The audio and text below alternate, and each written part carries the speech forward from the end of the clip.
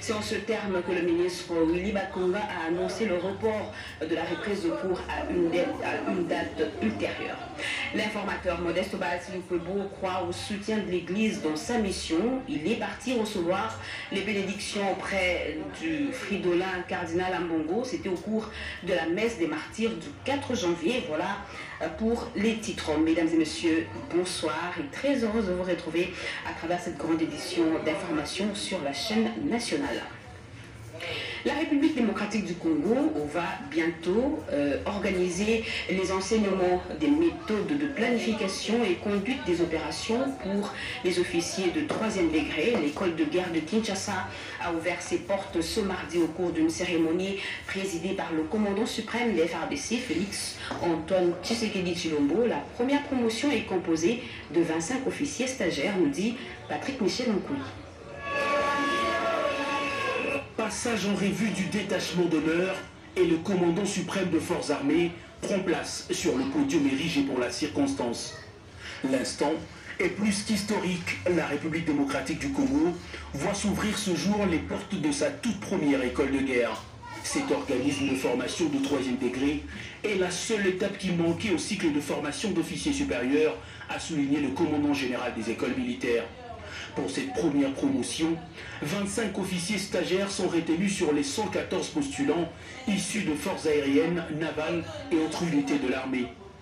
L'enseignement de l'école est orienté vers la guerre. Il prépare les officiers à tenir leur constitue dans les opérations avec une perspective de comprendre, de préparer et de l'emporter dans les conflits actuels et à venir. La réalisation de ce projet est une concrétisation des accords militaires entre la France et la RDC, signés lors du passage du ministre français des Affaires étrangères à Kinshasa. François Poujolas, ambassadeur de France en poste à Kinshasa, a salué la volonté politique de deux chefs d'État français et congolais seront aptes à gérer les crises qui impliquent les FARDC, aussi capables de rédiger des réformes et assumer des responsabilités dans les états-majors et autres structures de commandement de l'armée. L'idée même de créer une école de troisième niveau dans notre pays surgit de l'esprit du commandant suprême de l'ordre de l'avènement à la tête de la République. Il y a aujourd'hui près de 2 ans. Décidément, le gouvernement de l'État congolais venait de faire un rêve. Un rêve, celui de voir naître et pousser au cœur de la paix une institution élitiste capable d'assurer une formation militaire digne de répondre aux besoins de nos forces armées de la République et aux besoins des armées de pays amis. L'école de guerre de Kinshasa, située au cœur du continent, devient ainsi naturellement le berceau légitime de la formation des unités militaires régionales. Après les discours, le chef de l'État Félix Antoine Tshisekedi descend du podium pour couper le ruban symbolique avant d'effectuer une visite guidée des bâtiments réhabilités qui serviront de locaux pour l'école en attendant l'achèvement des travaux du grand bâtiment. Cette école, dont la principale matière est l'enseignement de méthodes de planification et conduite des opérations, s'intègre désormais dans le réseau des écoles de guerre francophones. À la sortie du centre, les épouses de militaires ont ovationné le chef de l'État en reconnaissance de ses efforts à redorer l'image de l'armée congolaise et la dignité du soldat congolais, défenseur de la patrie. Les Bleus blancs ne pourront pas reprendre le chemin de l'école d'ici peu. La rentrée prévue aujourd'hui a été reportée sine die pour cause la courbe du coronavirus reste ascendante et expose les enfants souvent asymptomatiques. La décision de ce report a été prise après analyse de la situation sanitaire entre le comité multisectoriel et le ministère de l'EPST. Cédric Nina, Yves Kababa et Raphaël Sadi. Deuxième vague beaucoup plus virulente que la première. La santé des plus jeunes doit être préservée, d'autant plus que les indicateurs sont au rouge dans la lutte contre le coronavirus. Après analyse, les comités multisectoriels de lutte contre le Covid-19 et le ministère de l'enseignement primaire, secondaire et technique prennent la mesure du danger avec la courbe ascendante et décident de renvoyer à une date ultérieure la rentrée des classes prévue ce 5 janvier 2021. Après analyse et échange, nous avons vu certainement que aujourd'hui nous ne pouvons pas, n'est-ce pas, reprendre le cours demain, puisque la courbe est ascendante. Et vous savez, il y a beaucoup de cas, n'est-ce pas, de Covid qui sont déclarés, ça et là. Et vous savez que les enfants sont les vecteurs, n'est-ce pas, de cette maladie. Donc il faut lier la santé des enfants, la sécurité, n'est-ce pas, de la santé des enfants avec la Covid-19. Il faut vraiment réfléchir pour éviter de prendre ces risques-là, de mettre les enfants, n'est-ce pas, à cette maladie. Il faut faire un effort pour préserver la santé, n'est-ce pas, de nos enfants. Qu'en pensent les parents d'élèves? Je pense qu'en tant que parents, on peut peut-être regretter du fait que les enfants pourront être en retard. Mais enfin, c'est à propos. Parce que je suis médecin. On voit comment l'épidémie est en train de progresser. C'est pour l'intérêt de nos enfants. La santé n'a pas de prix. J'ai des regrets. J'ai vraiment des regrets. Pourquoi les enfants n'ont pas rentré aujourd'hui? Je ne sais pas si on va reprendre le cours quand. Ben oui, les autorités n'ont pas jugé bon de faire cette rentrée à cause de la Covid. Donc il y a tout un comité sectoriel qui suit la Covid. Ils ont pensé que les cas continuent à augmenter.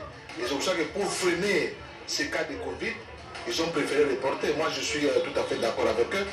En fait, c'est pour le soin de la population, c'est pour bien garder la population. Et c'est pour cela qu'ils ont fait ça report. Pour nous, les parents, c'est une grande déception.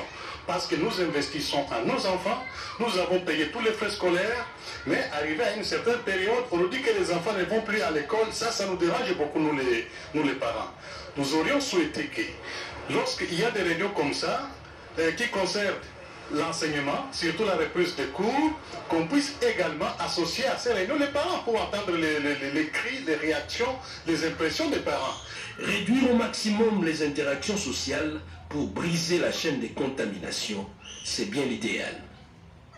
Contrairement aux élèves, les députés nationaux, eux, ont repris ce mardi 5 janvier 2021 le sommet de l'hémicycle du Palais du Peuple, une session extraordinaire ouverte par le président du bureau d'âge, Christophe Mbosso, qui a appelé les élus du peuple à plus de tolérance mutuelle. Bernard Baudot et Sylvie Moïmbo. 4 points sont inscrits à l'ordre du jour de cette session extraordinaire.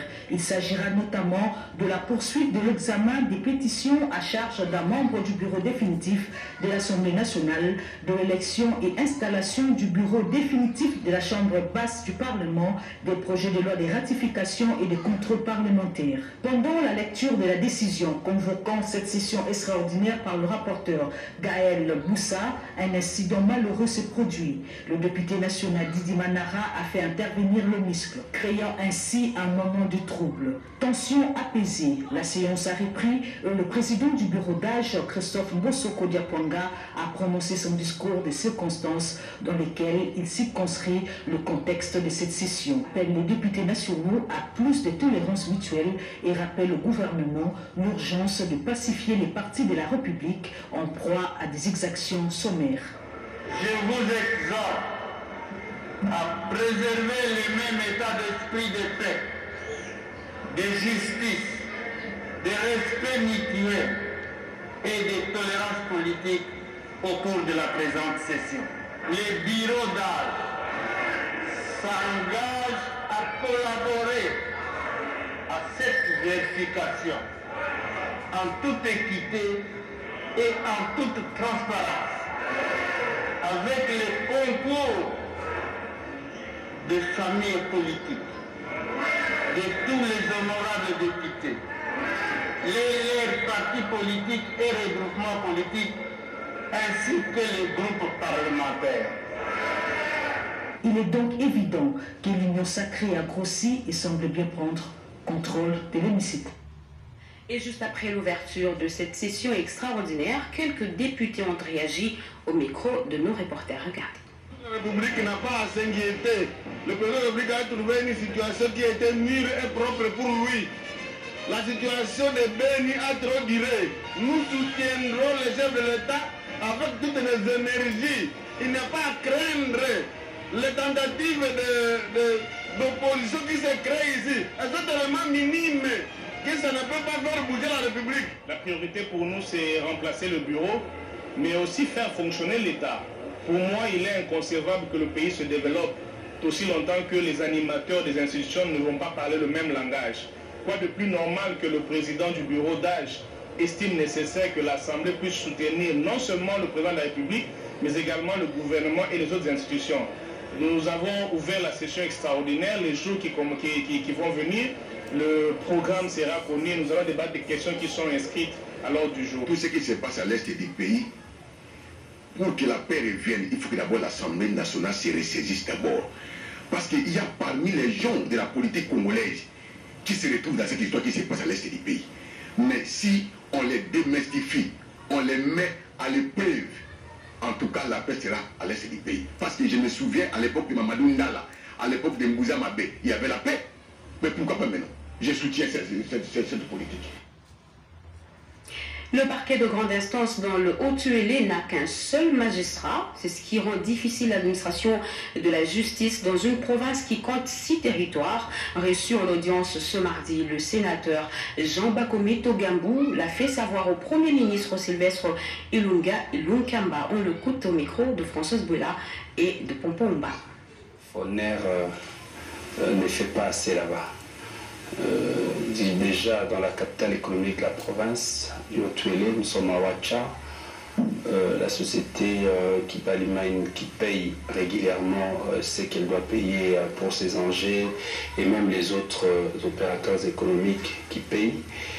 Et c'est cette société qui entretient les routes alors que le Foner reçoit ce qu'il doit recevoir mais ne restitue pas ce qu'il faut en totalité à la province et ça pose un problème de développement sérieux, surtout dans le domaine des infrastructures. C'est comme ça que nous avons demandé au Premier ministre de voir un peu la question avec les autorités des Foner pour que ces fonds puissent effectivement appuyer la province dans l'entretien des routes au niveau provincial.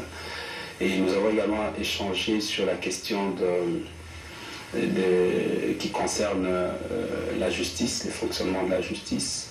Il y a absence de magistrats, carence. Vous avez une grande province du Haut-Uélé avec 6 territoires, plus la ville d'Issiro, où au niveau du parquet des grandes instances, vous avez un seul magistrat, et qui pose un sérieux problème de fonctionnement de la justice. Le Premier ministre, d'abord par rapport à tous les problèmes que nous lui avons posés, il est très réceptif. Et il est prêt dans la mesure du possible, de voir comment nous aider à résoudre ces problèmes.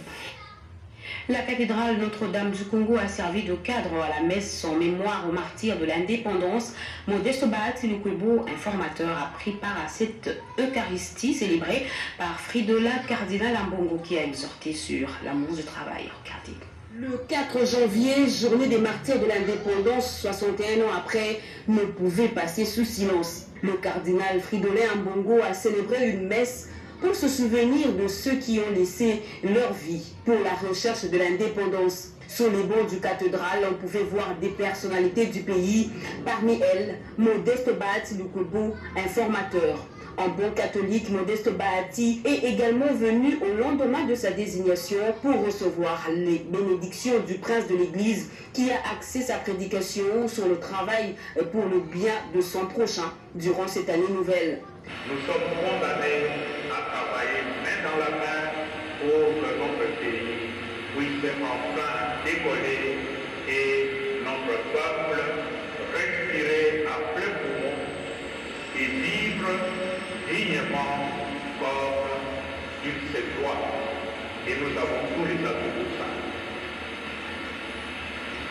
Vous m'avez souhaité le vœu, moi aussi je vous ai réciproqué, tout en sachant que c'est un engagement. Je prierai pour chacun, chacune de vous, pour que là où il est, là où Dieu lui a confié une fonction de responsabilité, puisse devenir une source d'espérance pour l'ensemble de notre peuple. De retour dans sa résidence, l'informateur Modeste Bahati a été surpris agréablement par les femmes de son regroupement politique AFDCA, conduite par sa présidente Claudine Doucy. Les mamans du parti de la OU ne sont pas venues les bras ballants. Dans leur gibecière, il y avait quelques présents, dont une vache.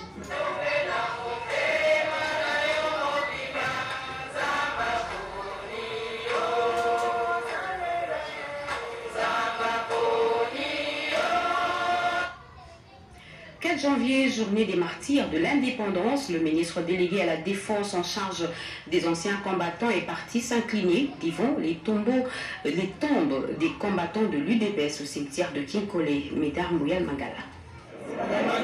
L'histoire de l'Union pour la démocratie et le progrès social, l'UDPS, est jonchée de beaucoup de faits. La longue période de combat de ces partis explique le nombre de victimes enregistrées sur la scène politique nationale. En 39 ans d'existence, l'UDPS a été sur tous les fronts pour exiger la restauration de la démocratie. C'est dans ce cadre que le ministre délégué à la Défense, en charge des anciens combattants, Sylvain Mutombo, s'est incliné pour la mémoire des martyrs de l'UDPS au cimetière de Kinkole et de Kintambo. Ce sont des brûlés vifs au siège de l'UDPS à la 11e rue à Limete. C'est la reconnaissance de ceux qui ont donné leur sang pour l'instauration d'un état de droit démocratique. Les amis brûlés au siège du parti étaient de fervents combattants et nous ne pouvons pas laisser leur mémoire en branle comme ça.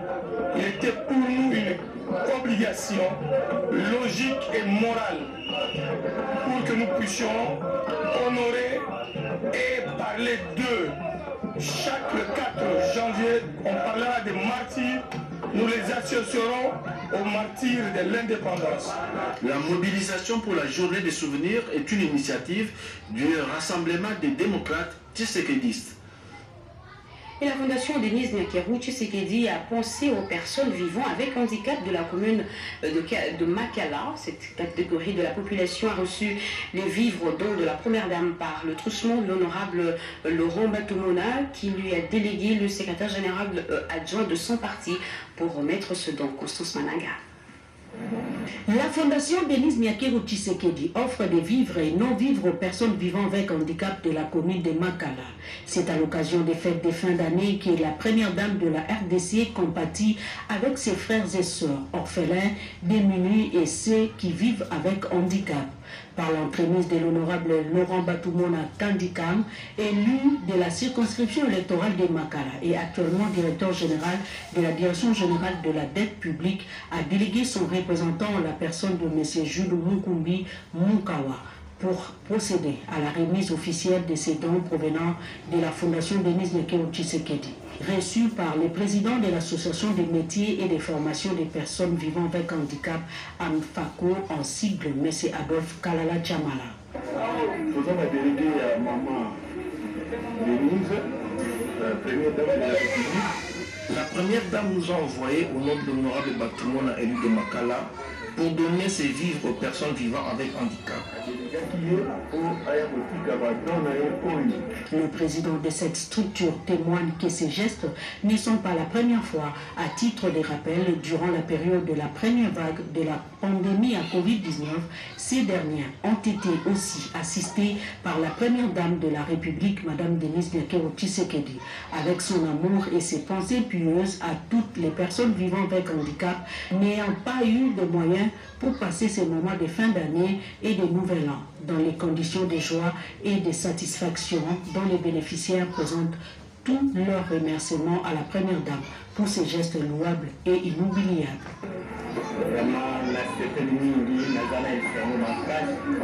Je suis très content. Nous sommes à Makala, dans un centre de formation. J'ai reçu le bien de la première dame par l'honorable Batumona. Ce n'est pas la première fois. Pendant le confinement, elle avait pensé à nous. Je demande à la première dame de nous équiper en matériel et surtout au président de nous acheter une nouvelle parcelle pour un bon siège.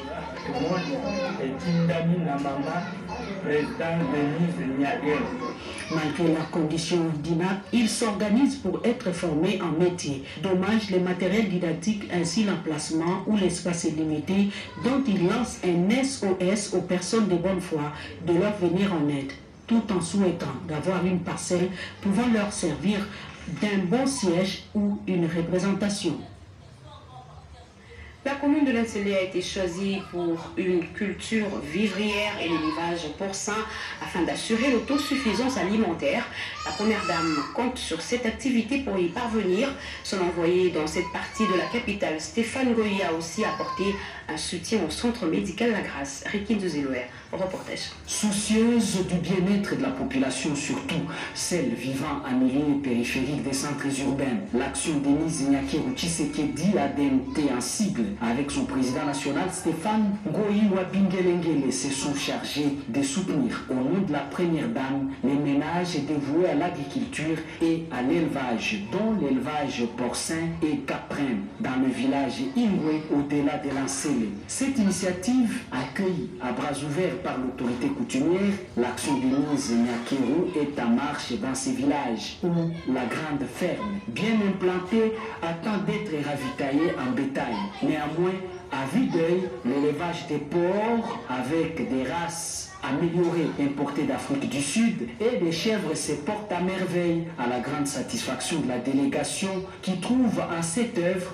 une opportunité pour la très distinguée première dame Denise Nyakeru Tshisekedi de lutter contre la famine et de manger bio dans notre pays. Sur place, des vastes étendues, des champs pour diverses cultures, des étangs pour la pisciculture. À l'aller, la délégation s'est rendue au centre hospitalier La Grâce, où Action Denise Nyakeru Tshisekedi a offert un lot de mousses au profit des malades avec promesse d'y revenir avec forte assistance. Restons dans ce chapitre et pour redonner le sourire aux personnes vivant avec handicap en cette période de festivité, la ministre déléguée en charge des personnes vivant avec handicap, Irène Essambo, a remis un lot important des vivres et non-vivres à quelques centres d'hébergement des personnes vivant avec handicap à travers la ville de Kinshasa. Betty Amani.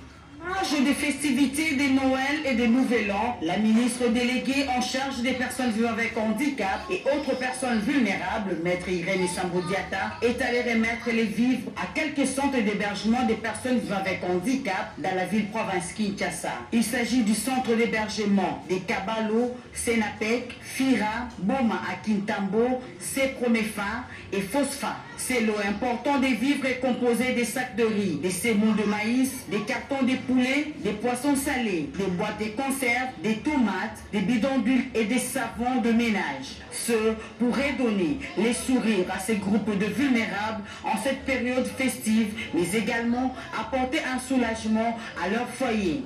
Ces dons et fruits de l'appui financier de partenaires au développement, notamment l'Église de Jésus-Christ Saint des derniers jours. Je suis venue en tant que leur ministre visiter et puis partager avec eux le peu que nous avons eu au niveau du gouvernement, mais aussi au niveau des partenaires comme l'Église de Saint des derniers jours et aussi parler avec eux parce que nous voulons commencer une nouvelle année.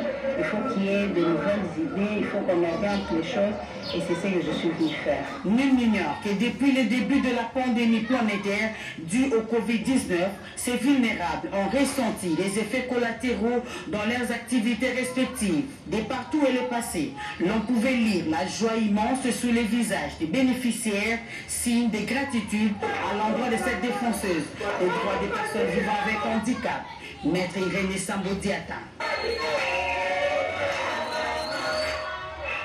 Parlons santé à présent. En cette deuxième vague de coronavirus, le gouvernement de la République multiplie les stratégies afin d'y faire face. À l'aéroport international de Ndjili, en provenance de l'extérieur du pays, le ministre Eteni Longondo a personnellement donné un bel exemple. Il en a profité pour sensibiliser les voyageurs aux tests de contrôle, surtout ceux qui s'obstinent. Regardez.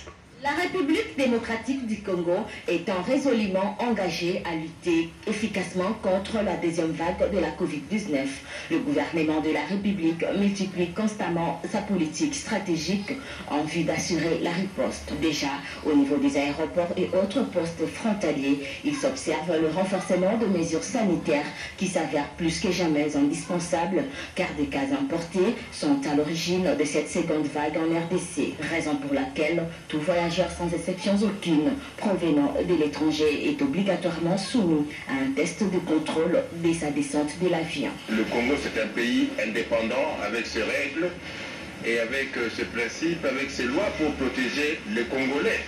Et moi, je ne sais pas, les gens qui viennent d'ailleurs, ils ne veulent pas se faire tester ici. On a pris cette mesure parce que le même voyageur là, le même compatriote qui vient de l'extérieur du pays, il fabrique le certificat de test négatif et on les a attrapés ici. Nous devons suivre les mesures que le président de la République a prises pour protéger la santé des peuples congolais. C'est exactement dans ce contexte précis que le ministre de la Santé, le Dr Etienne Longondo, en provenance de l'étranger, a prêché par le bel exemple en respectant les différentes étapes de cette procédure sanitaire jusqu'au prélèvement. Véritable acte de sensibilisation pour appeler la population à un sens élevé des responsabilités sur l'importance de ces mesures.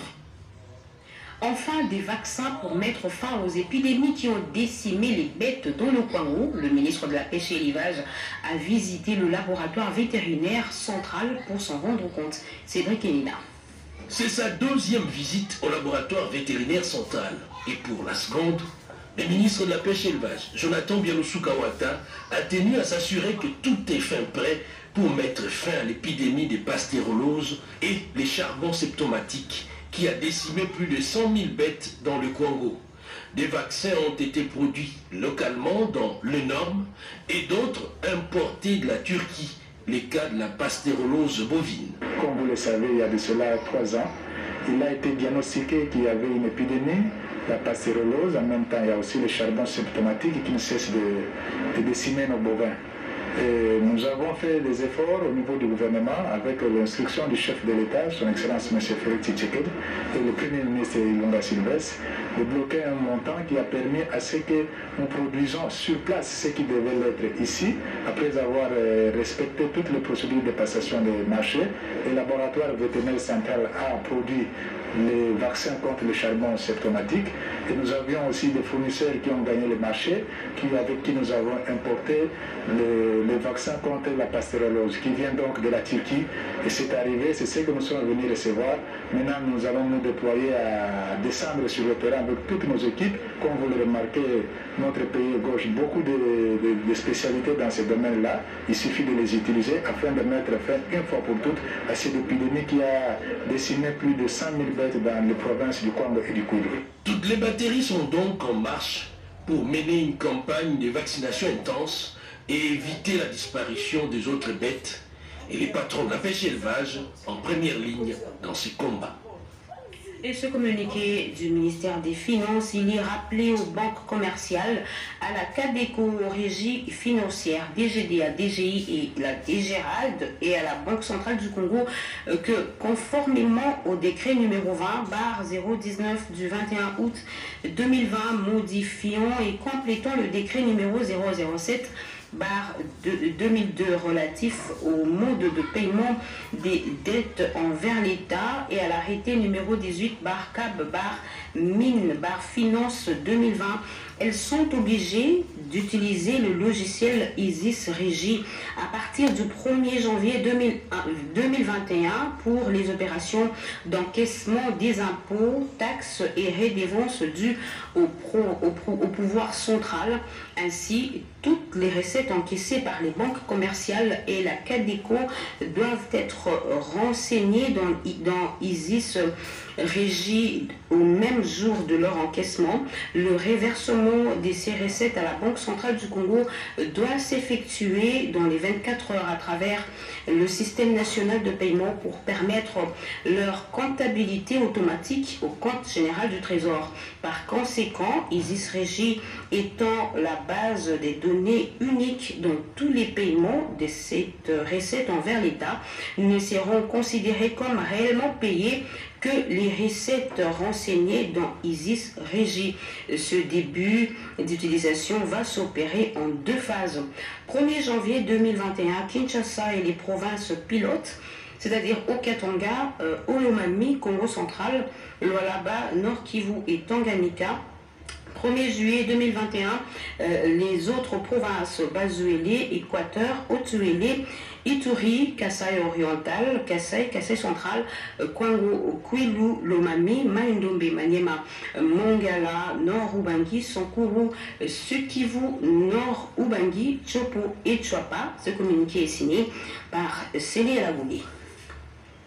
Le tribunal de commerce de Kinshasa jugeait incompétent dans l'affaire qui oppose la province de Lualaba à la société Tetracti, incapable d'exécuter les travaux de construction de l'aéroport de Kolwezi. C'est ce qu'on peut retenir de l'audience publique organisée aujourd'hui à Kinshasa. Joseph Oscar Mbalkaïj.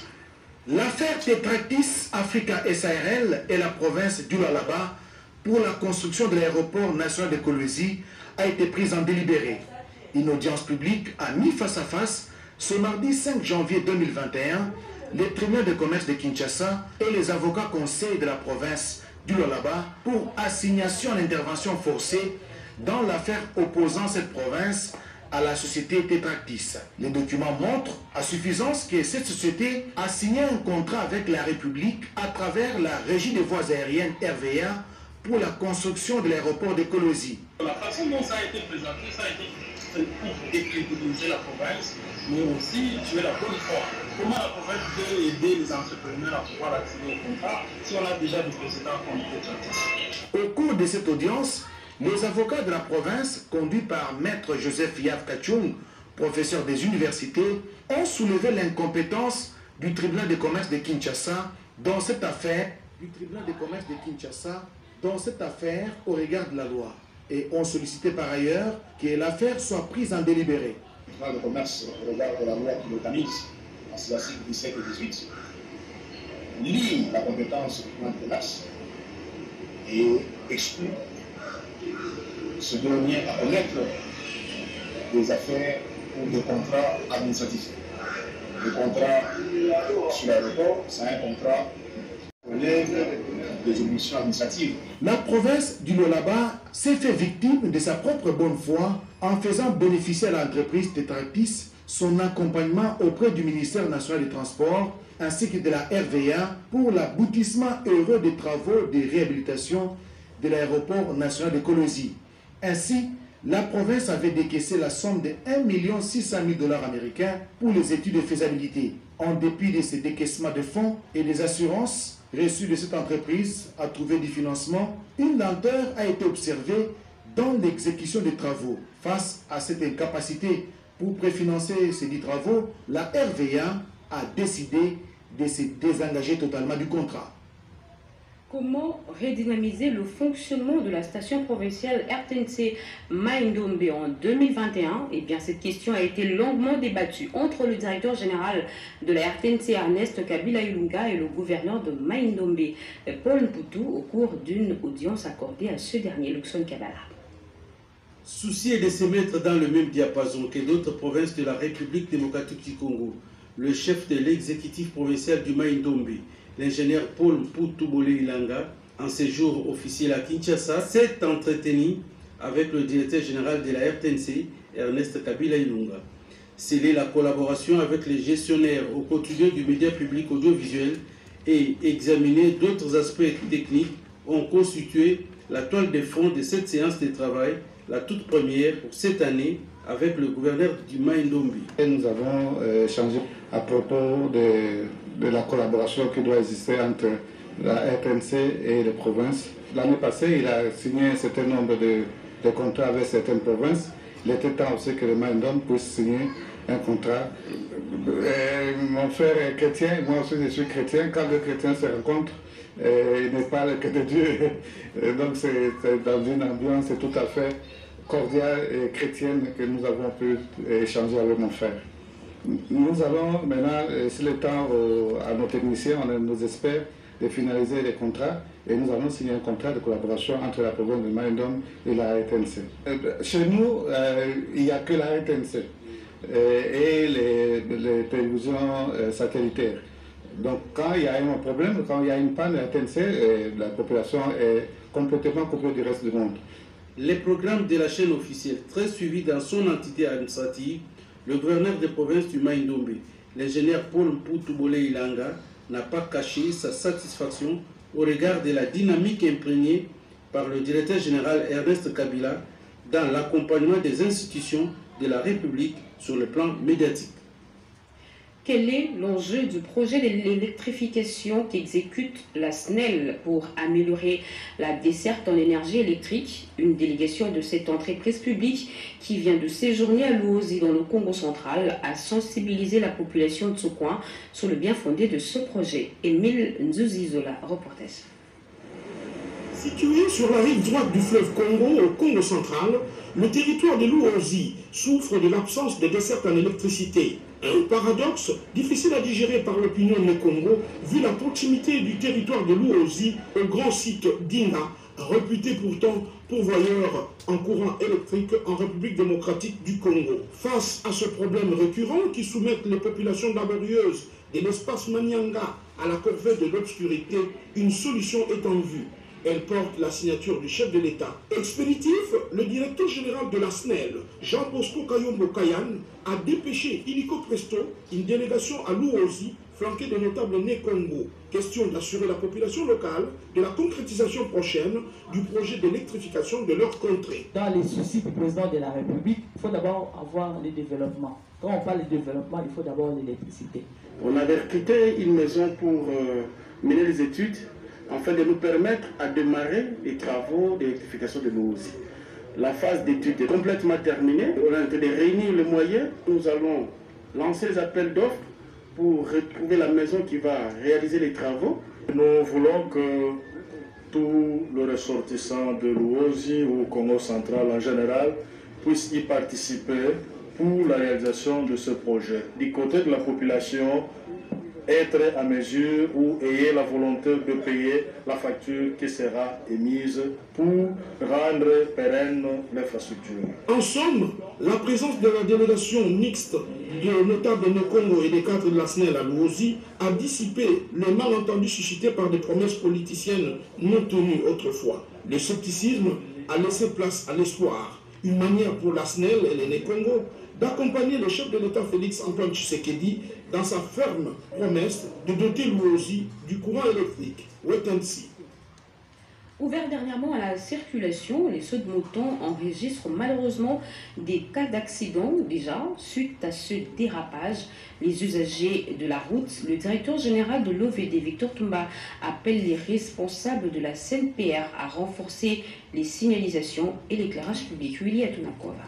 L'amélioration des conditions sécuritaires de circulation, notamment par le renforcement des panneaux de signalisation, les marquages au sol et l'éclairage public sur les sauts des moutons, des carrefours de Kituka Pompage, Sosimat et Mandela, placés sous la gestion de l'OVD, Office de voirie et drainage, déjà ouvert à la circulation depuis le 31 décembre dernier par le chef de l'État. Ce dossier a fait l'objet des échanges effectués que le directeur général de cet établissement public a eu en son bureau de travail avec les responsables de la CNPR, Commission nationale de la prévention routière et les entreprises contractantes. Ingénieur Victor Toumba-Chikela. Il est important de souligner qu'il y a un travail de sensibilisation qui doit être fait, qui doit continuer. Comme je l'ai dit le jour de l'inauguration, en observant ce qui se passe, il y a ceux de nos compatriotes qui n'ont pas encore compris. Ceux qui ont le droit de passer sur le saute-mouton, c'est seulement le véhicule, et non pas le motard, et non pas le charlemagne. Vous avez vu même une vache qui était sur le saute-mouton de Mandela. Donc c'est tous ces éléments-là que nous voulons voir comment remédier à cette situation. Il y a eu aussi des accidents sur le saute-mouton de Sosimat et celui de Debonon, bien que ce n'est pas sur notre gestion, la vitesse autorisée sur les moteurs est de 40 km/h. Mais nous constatons que les usagers de la route, apparemment, ils n'ont pas encore compris. C'est ainsi que nous voulons voir aussi si nous pouvons améliorer davantage la signalisation horizontale pour davantage éviter qu'il y ait de problèmes sur ces ouvrages. Il faut reconnaître que c'est la première fois que nous avons ces ouvrages. Tout le monde veut monter sur ces ouvrages, même ceux qui ne sont pas autorisés. Pour sa part, le président national de la CNPR, Jean-Rémy Nganga, a insisté sur la nécessité de la poursuite du travail de sensibilisation des usagers pour l'usage à bon escient de ces importants ouvrages construits pour résoudre l'épineux problème des embouteillages, cadeau de nouvel an du président de la République, Félix-Antoine Tshisekedi Tshilombo, à la population quinoise. Et des communiqués nécrologiques avant de boucler complètement ce et des imprimeries Senapi en sigle annoncent la mort le dimanche 3 avril. Le communiqué nécrologique que nous bouclons complètement ce journal. Mesdames et messieurs, merci de l'avoir suivi. Merci à vous qui nous suivez dans la commune de la Gombe et partout ailleurs sur satellite. Vous êtes sur la RTNC. Grand sera pour moi le plaisir de vous retrouver très prochainement avec le même plaisir. Très bonne suite de programme sur la chaîne nationale. Au revoir.